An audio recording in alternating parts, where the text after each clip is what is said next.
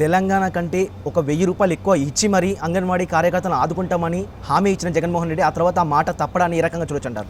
ఒకటి, ఈరోజు అంగన్వాడీల గురించి అయినా కానీ ఆయాల గురించి అయినా కానీ మనం మాట్లాడుకోవాల్సి వస్తే గతంలో చంద్రబాబు నాయుడు గారు వాళ్ళకి 150% వరకు పెంచారండి.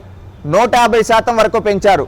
ఏ విధంగా అంటే ప్రతి ఒక్క దానిపైన వాళ్ళకి జీతాలు ఒకప్పుడు కొన్ని మీకు స్టాటిస్టిక్స్ చెప్పదలుచుకున్నాను.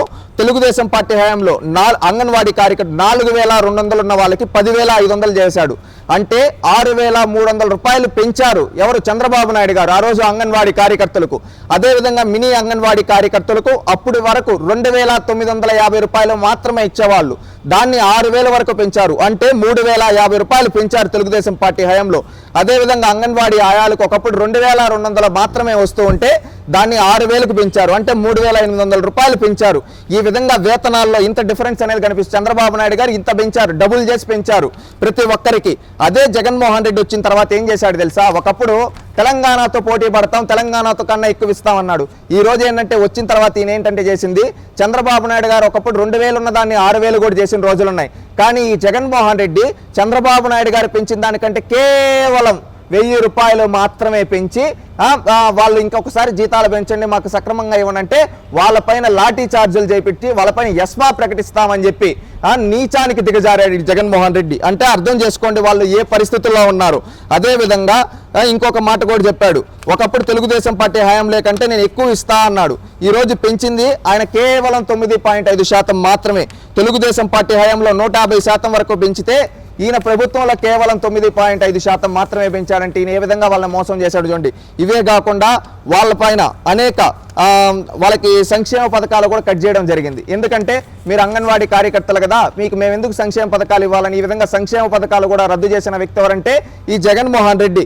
అదేవిధంగా ఒకప్పుడు తెలుగుదేశం హయాంలో అంగన్వాడీ కార్యకర్తలు 10,500 వేతనం అందేది. జగన్ పెంచింది 1000 మాత్రమే. ఈ మొత్తం ఏడాదికి లెక్కేస్తే వారికి అదనంగా వచ్చింది 12,000. అదే ఒక దివ్యాంగ పెన్షన్ నెలకు 3,000 తీసేయడంతో ఏడాదికి 36,000 నష్టపోయారు. ఇంటి నిర్మాణ రాయితీ వర్తించక 1.50 లక్షలు అందలేదు.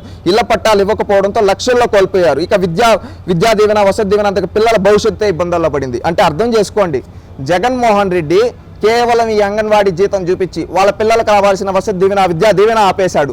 అదేవిధంగా వాళ్ళకి రావాల్సిన స్కీములను ఆపేశాడు. ఈ విధంగా అన్నీ ఆపేసి వాళ్ళపైన అనేక భారాన్ని పెంచి అనేక భారాలు వేసి నేనేదో ఉద్ధరించేస్తున్నా అని డ్రామాలు ఆడుతున్నారు. లాస్ట్లో వాళ్ళు మొన్న ఈ విధంగా నిరసన తెలుపుతూ ఉంటే, సమ్మె చేస్తూ ఉంటే ఎస్మా ప్రకటించి నీచానికి దిగజారాడు ఈ ముఖ్యమంత్రి. ఆలోచించండి అంగన్వాడీ కార్యకర్తలారా, ఒకప్పుడు చంద్రబాబు నాయుడు గారు మీకు ఎంత న్యాయం చేశారు. 2,000, 3,000 వచ్చే వాళ్ళకు కూడా 6,000, 7,000 వరకు జీతాలు పెంచిన ఘనత చంద్రబాబు నాయుడు గారిది. ఈ రోజు జగన్మోహన్ రెడ్డి ఏం చేశాడు? మనకు అన్యాయం చేశాడు.